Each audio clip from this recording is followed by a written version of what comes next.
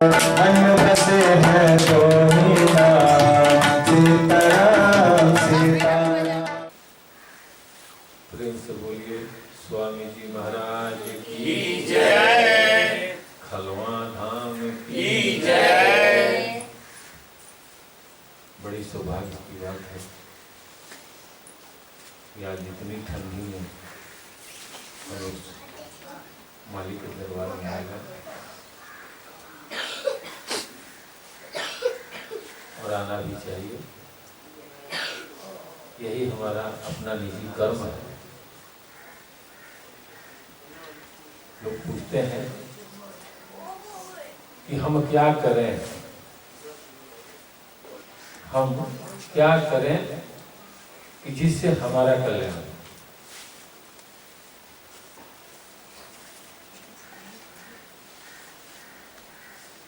हम क्या करें कि जिसमें हमारा कल्याण हो। तो यही एक कार्य ऐसा है कि जिसमें आपका ही कल्याण हो।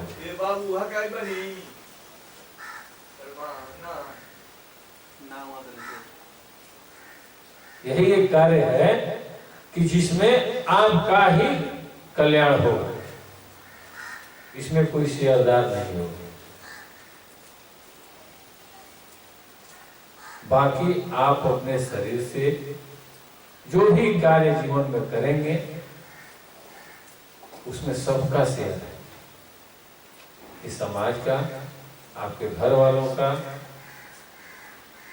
इस धरती का, उस परमात्मा का, सबका शेयर उसमें बनेगा। लेकिन ये जो हम लोग कर रहे हैं ये व्यक्तिगत अपना कर्म है और इसी के लिए परमात्मा ने हम लोगों को यहाँ भेजा। जैसे घर से कोई बोला कि जाओ दुकान खोल दो, और घर से हम चले और मोड़ पर जाकर चाय पीने लगे, घूमने लगे। कोई दोस्त मिला, दूसरा मिला, उसके साथ घूमने लगे। क्या घर वाला खुश होगा? वो बोलेगा ना कि हमने तो भेजा था दुकान पर, तू कहाँ रह गया? ग्राहक आकर के रिटर्न चल गए। सेम वही चीज है।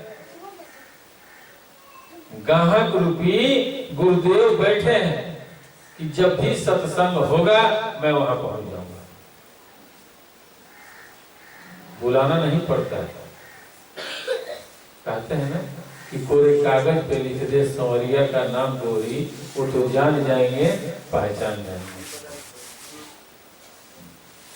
आप क्या है, आपकी सोच कैसी है, आप क्या सोचते हैं, वो आपके मोहल्ले वाले जानते हैं, आपके घर वाले जानते हैं। आप जैसा सोचेंगे, और आप सोच रहे हैं कि हम सोच रहे हैं, कोई नहीं सोच रहा है हमारे बारे में, ऐसा नहीं है। आपका कर्म उनको अवगत करा देता है कि आप किस टाइप के हैं। बहुत से लोग कह देता है ना, कहीं पंचायती होती है तो लोग बोलता है कि कहाँ जा रहे हैं, आज पंचायत है, किनके यहाँ है, तो फलाना फलाना। तो वो व्यक्ति कहता है कि वो तो बहुत सुलझा हुआ आदमी है, उसके साथ कैसे आपको लफड़ा होगा? क्या कभी ने आपने कहा कि मैं सुलझा हुआ हूं? नहीं कहा। आपका कर्म देख करके यह समाज आकलन कर लेता है कि यह व्यक्ति सीधा है। कहना नहीं पड़ता है। महाराज जी कहते हैं कि राम, आज देखिए पूरे भारतवर्ष में हर जगह भगवान राम की मंदिर है, राम जानकी मंदिर, राधा कृष्ण के मंदिर है। लेकिन किसी को विचार आता है कि राम अपने जीवन काल में कहीं पे एक्शन में खड़े नहीं हुए। आप लोग कहीं देख लीजिए, जहां हुए हैं एकदम सीधा खड़े। जैसे होता है ना कि एक आदमी का लक्षण होता है कि वो कहीं रहेंगे तो खुरापाती करते रहेंगे, और कुछ लोग ऐसे होते हैं कि जो मौन रहते हैं, चुप, कुछ नहीं बोलेंगे, सिर्फ वो सोचते हैं कि क्या करें। तो हमारे जो भगवान राम थे वो एकदम स्ट्रेट थे, वो किसी से द्वेष नहीं रखते थे और बोलते थे कि नहीं नहीं तुम सही हो, तुम जो भी किया अच्छा किया, मैं हूं, देख लेंगे हम। हर जगह उन्होंने दिया है। भगवान का इतिहास है, भगवान रामचंद्र जी का, जिनको पुरुषोत्तम का उपाधि मिला, वो हर जगह दिए हैं। कहीं पे दिखा दीजिए कहीं लिए हो, नहीं लिए, दिए। अहिल्या को उन्होंने दिया, रावण को उन्होंने दिया, मां के कही को उन्होंने दिया, राजा दशरथ को उन्होंने दिया, भरत भाई को दिया, सेवरी को दिया, यानी केवट को दिया, सबको देते आए हैं। केवट को जब दे रहे थे तो केवट ने कहा कि मुझे नहीं चाहिए। उन्होंने कहा क्यों नहीं चाहिए? तो केवट ने कहा कि आज आप हमारे पास आए हैं, हम आपको उस पर उतार रहे हैं,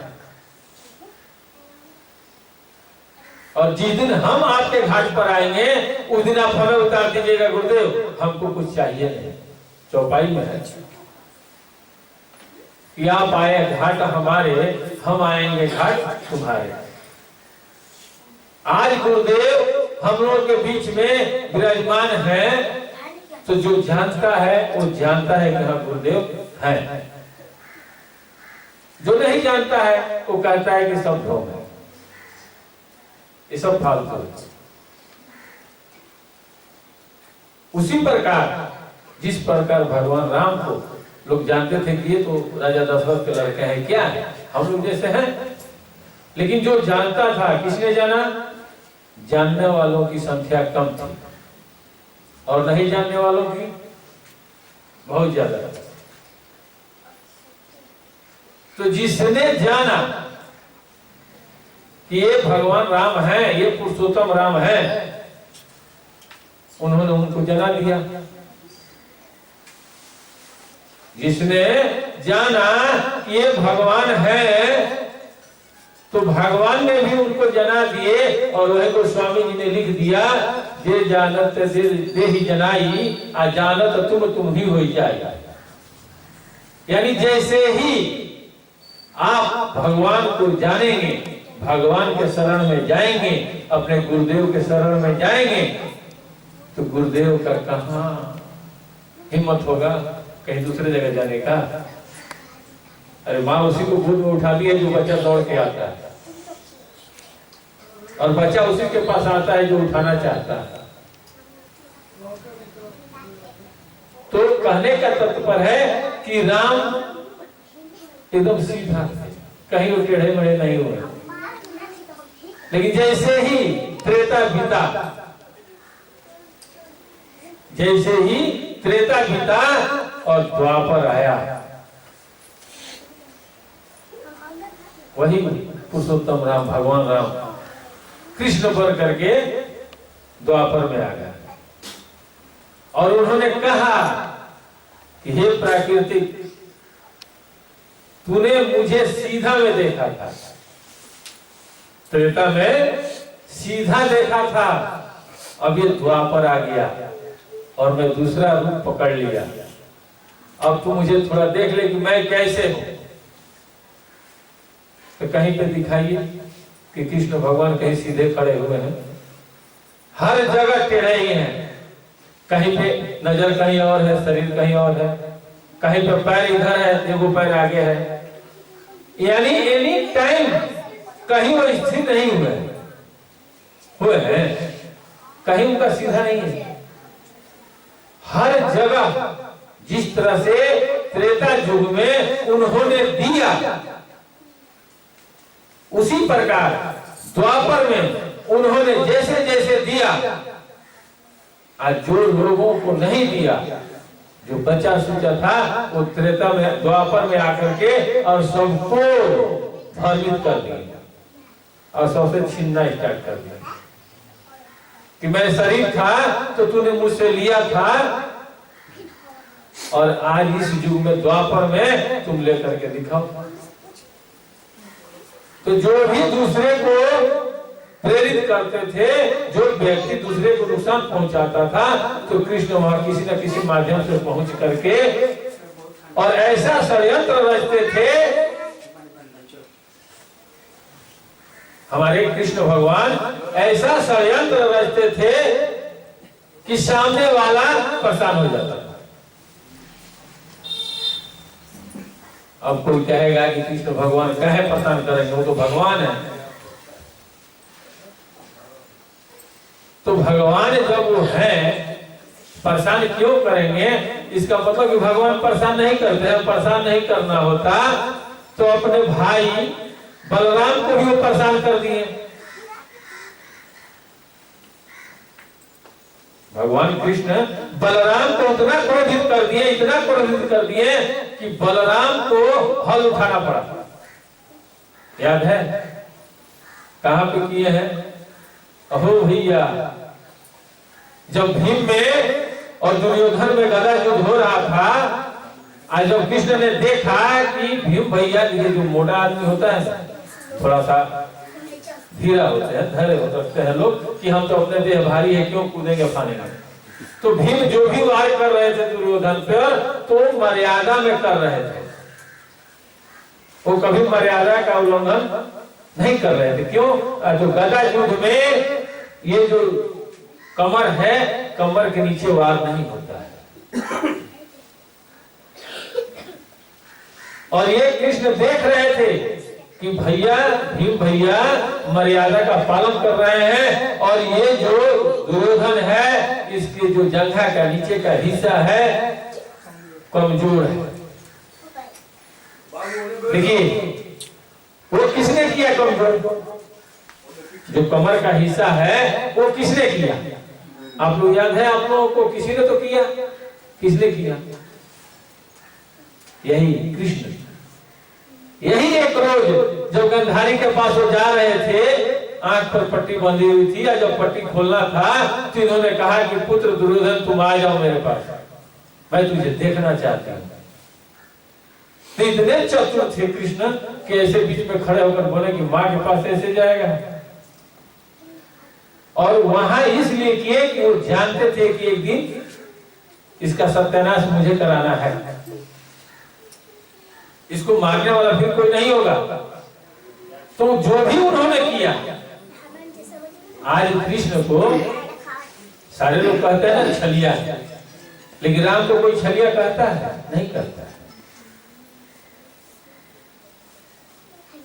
कृष्ण को छलिया कहा जाता है जब वो बोले हैं कि अहो भैया, अहो भीम भैया, अहो भीम भैया, तो भीम उनके तरफ देखे हैं तो वही जंघा पर इशारा किए हैं कि मारिए। और जैसे ही इशारा किए हैं तो बलराम जी देख लिए हैं कि ये कृष्ण जो है ये भीम को इशारा कर रहा है, और भीम तुरंत गदा से मारे हैं और दुर्योधन वहां गिर गए हैं। नतीजा निकला है कि बलराम को क्रोध आ गया है कि मेरे ही दोनों शिष्य और मेरे बताए हुए विद्या का उल्लंघन कर दिया। क्यों? तो कृष्ण हाथ जोड़कर खड़े हो गए, बोले हैं कि ताऊ, आपको ये दिखाई दे रहा है कि भीम भैया नाजायज किए हैं, लेकिन क्या वो दिन आपको नहीं दिखाई दे रहा था कि जिस दिन अभिमन्यु अकेले कुरुक्षेत्र में था और वही द्रोणाचार्य, वही कर्ण, बड़े बड़े योद्धा, सारे लोग अकेले अभिमन्यु का वध किए थे। आप लोग देखे होंगे कृष्ण लीला में। तब जाकर के बलराम को शांति मिला कि चलो ये सही कह रहा है, कभी ना कभी तो कुछ हुआ था। तो कृष्ण को ये पता था। आज कहीं पे देखिए महाभारत कहीं सुबह सुबह नहीं होता है। किसी के घर आप महाभारत नहीं देखेंगे जो सुबह सुबह लोग महाभारत पढ़ता हो, लेकिन रामायण सब घर में पढ़ा जाता है। क्यों? तो रामायण से ये ज्ञान मिलता है कि हमें देना है। रामायण से ये ज्ञान मिलता है कि हमें दूसरे को देना है। और महाभारत से क्या ज्ञान मिलता है? महाभारत से ये ज्ञान मिलता है कि ये मेरा है, मुझे चाहिए। आप मेरे भाई हो तो आधा तुम्हारा है, आधा मेरा है। मैं अपना हिस्सा नहीं छोड़ूंगा। आप भले मेरा भाई रहो या मत, दोनों अपने जगह पर सही है। एक त्याग देता है और एक अपना अधिकार छोड़ता नहीं है। तो परमात्मा ने देखी कितना अच्छा युग बदल करके दिखा दिया कि त्रेता युग में तूने देखा, द्वापर में देख लिया। अब द्वापर जब समाप्त हुआ तो कौन सा युग आया? कलियुग। तो कलियुग में क्या लिखे गोस्वामी जी? कलियुग केवल नाम आधारा असुमर सुमर नर उतर रूपा। सबको छोड़ दिए गोस्वामी जी, सबको छोड़ दिए, राम को छोड़ दिए, कृष्ण को छोड़ दिए, सबको छोड़ करके और उन्होंने किस चीज का सहारा लिया? कि कलयुग में क्या है? कलयुग केवल नाम आधारा। उन्होंने ये नहीं कहा कि कलयुग केवल राम आधारा असुमर सुमर नर उतरहु पारा। ये रामायण में है, ये चौपाई नहीं लिखा है कि कलयुग केवल राम आधारा असुमर सुमर नर उतरहु पारा। ये नहीं लिखा है, लिखा है कि कलयुग केवल नाम आधारा असुमर सुमर नर उतरहु पारा। गीता में ये कहीं नहीं लिखा है कि द्वापर केवल कृष्ण आधारा असुमर सुमर नर उतरहु पारा। नहीं लिखा है। गीता में स्वयं कृष्ण बोले हैं कि हे अर्जुन, ये मेरा मूल मंत्र है कि जो मुझे निजी तत्व से जानता है वो सदैव मेरे अंदर आता है। गीता का उद्देश्य है, आप लोग देख सकती हैं, देख सकते हैं, आप लोग कहीं भी देखिए लिखा है कि जो निजी तत्व से मुझे जानता है वो सदैव मेरे अंदर आता है। तो भैया हम लोगों को तो सोचना पड़ेगा ना कि कलयुग केवल नाम आधारा। तो नाम क्या है? नाम क्या है? नाम अगर हम कोई भी नाम ले तो जैसे ही हम नाम लेंगे तो स्वरूप याद आएगा ना। अरे नाम पहले आया कि स्वरूप आया? पहले वो वस्तु आया तब उसका नामकरण हुआ, कि नामकरण के बाद वो वस्तु आया? कहीं भी जब तक किसी ने देखा नहीं तब तक नामकरण किया ही नहीं। पहले स्वरूप आया, हम जब इस धरती पर आ गए तो हमारा नामकरण हो गया।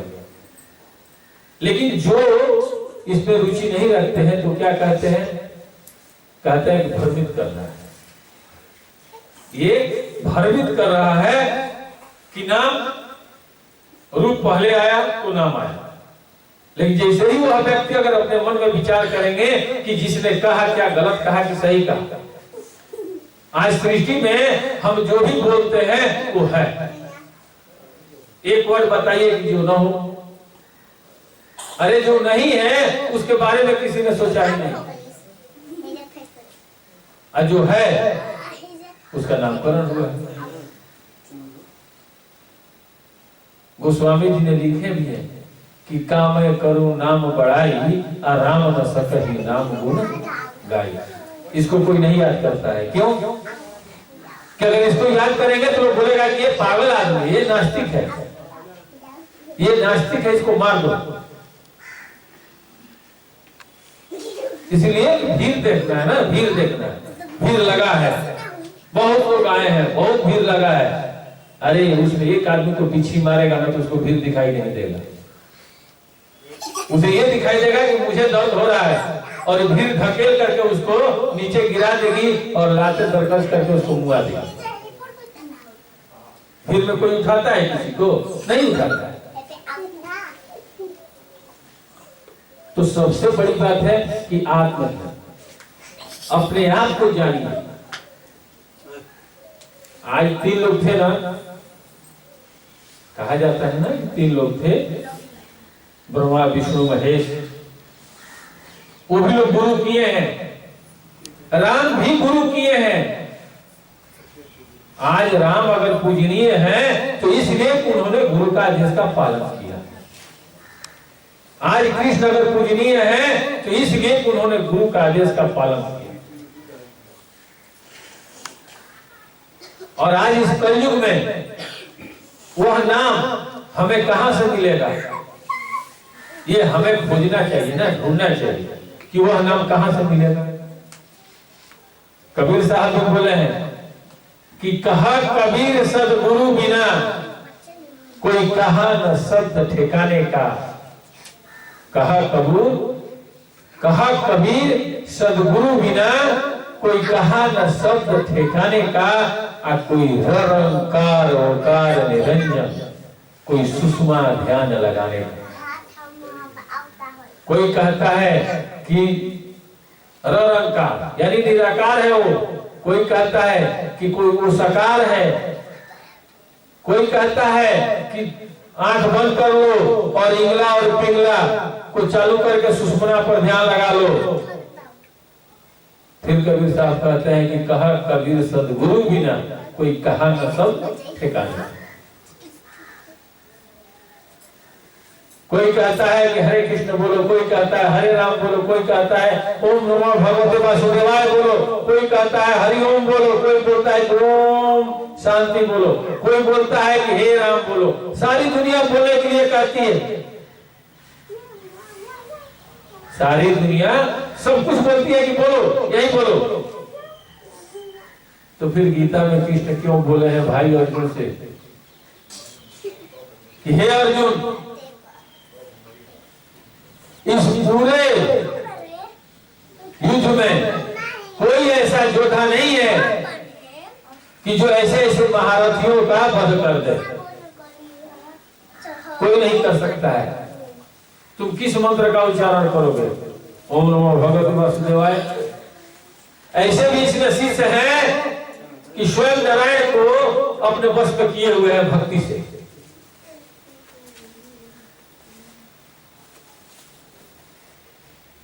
रावण के दरबार में ब्रह्मा जी जाते थे पुराण सुनाने, ये शास्त्र कहता है। रावण के दरबार में ब्रह्मा जी जा करके और भागवत पुराण सुनाते थे, बैठ के वहां वेद सुनाते थे रावण को। और जब सुबह होता था तो स्वयं अविनाशी शंकर भगवान उठ करके जा करके रावण को बोलते थे, अरे रावण सुबह हो गया, उठ जाओ, मेरी पूजा की समय हो गई है, मेरा पूजा कर लो। ये गलत नहीं है, सही है, वेद बता रहा है, शास्त्र हमारा बता रहा है। क्यों? इसलिए कि रावण ने इतना तपस्या किया था कि ये लोग उसके यहाँ मजबूरी में जाकर रहना पड़ा।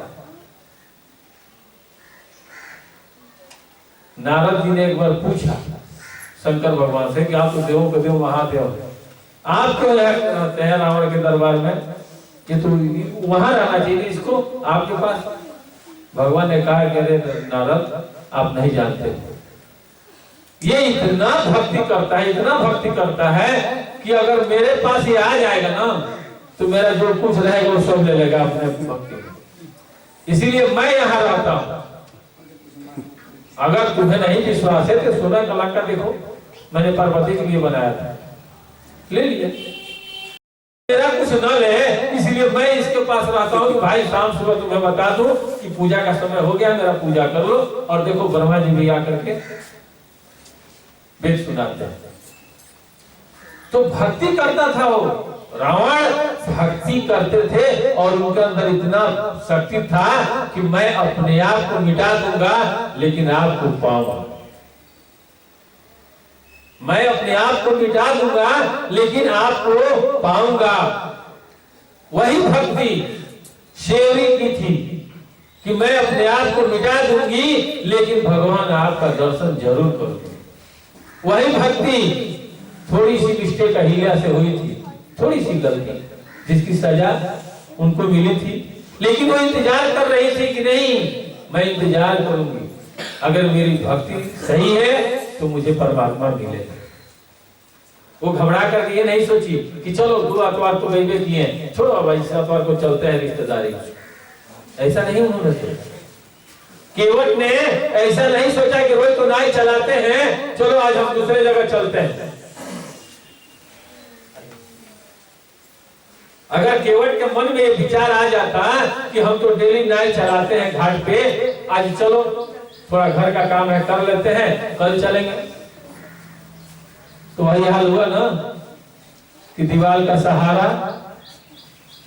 सहारा लेकर के गेट जैसे आया वैसे ही खुजली आया, मोरी खुजलाए, पिछले सत्संग में हमने कहा था, और गेट निकल गया।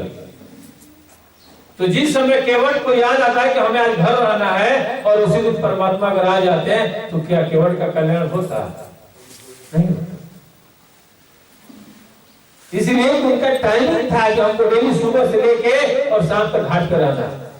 तो जब आपका हमारा ये समाज का एक टाइमिंग हो जाएगा कि हमें आतवार को, ये जरूरी नहीं है कि श्री सदगुरु भक्ति योग सत्संग केंद्र में ही जाए, नहीं, आप जहां जाना चाहें, आप अपने घर में बैठना चाहें, अब बैठिए ना। अरे फर्क यही रहेगा कि वहां अकेले बैठेंगे तो आपको थोड़ा ठंडा ज्यादा लगेगा, भगवान को एकाग्र करने में थोड़ा ज्यादा मेहनत लगेगा। सत्संग में कहीं बैठेंगे तो सारे लोग इकट्ठा रहेंगे, तो सबके सहयोग से थोड़ा थोड़ा हवा अगर एक जगह इकट्ठा कर दिया जाए और एक जगह से थोड़ा सा छेद किया जाए तो सारा हवा का प्रेशर रहेगा ना। लेकिन अगर छोटा सा हवा हो और उसी को अगर छोड़ा जाए तो कितना हवा का प्रेशर होगा।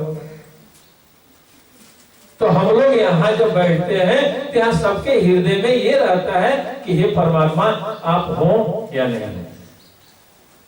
महाराज जी आप हैं कि नहीं है ये मैं नहीं जानता हूं, लेकिन इतना मैं जानता हूं तो मैं हूं आपके दरबार में। ये होनी चाहिए भक्ति, ऐसी होनी चाहिए कि आप मुझे माने या न माने कोई फर्क नहीं पड़ता है, लेकिन मैं तो आपको मानता हूं भाई। प्रेम से बोलिए स्वामी जी महाराज की जय।